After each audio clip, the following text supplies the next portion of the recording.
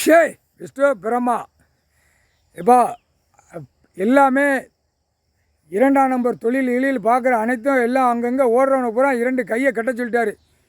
நீ ஒருக்கா கட்டிடு, அவர் கட்டிட்டார் மந்திரத்தால், நீ ஒருக்கா கட்டிடு. பூமியை பாழாக்குதான். இது கணக்கு போடணும்.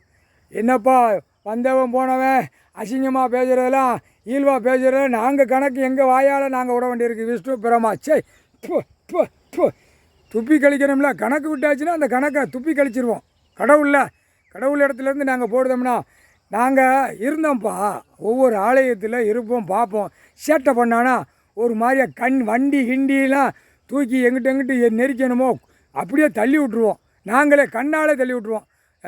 எங்கள் அண்ணன் பார்த்து பையனை இந்த மாதிரி பேசுதாங்களே, கைலாசத்தில் இந்த மாதிரி செய்தாங்களேன்னு நாங்கள் 2 வார்த்தை கேட்டதுக்கு உன் ஜோலியை பாடுறா எனக்கு தெரியும் அப்படின்ட்டார். உன் வேலையை பாரு.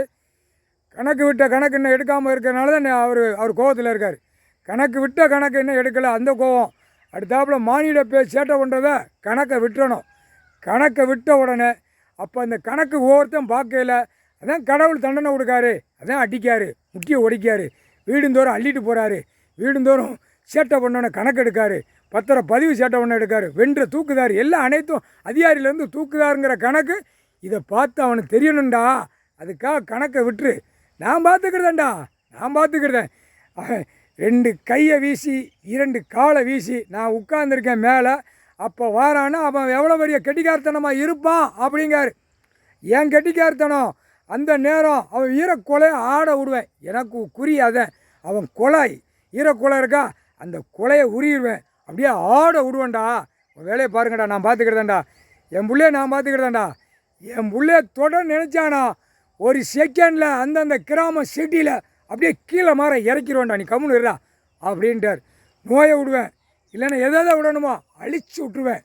என் பிள்ளை எவனும் பேசக்கூடாது. என் பிள்ளை உள்ளே வந்து கையெடுத்து கும்பிடக்கூடியவன் மானிட பேக அகம்பாதம் பண்ணிட்டு வரான். கம்முன்னு அதுக்கு டைம் நெருங்கி வந்துருச்சு, அதனால் ஒன்றும் இல்லைப்பா அப்படின்ட்டார். எங்கள் அண்ணன் சொல்லிட்டாரு. புரியுதா? அந்த அவன் பேசின கணக்கு நம்ம விட்டாச்சு. காவல்துறையும் நீதிமன்றத்துலேயும் எடுத்துக்கோப்பா கணக்கு. இன்றைக்கி கணக்கு போட்டார். ரொம்ப பொறுமையாக எங்கள் அண்ணன் கடவுள் பொறுமையாக இருக்கார். இவ்வளோ பொறுமையாக நீங்கள் சோதிக்காதீங்கப்பா. எல்லாம் நீதிமன்றத்திலேருந்து காவல்துறையிலேருந்து அநியாயப்பட்டு வாரான். கூப்பிட்டு 4 இருக்க வேண்டாமா?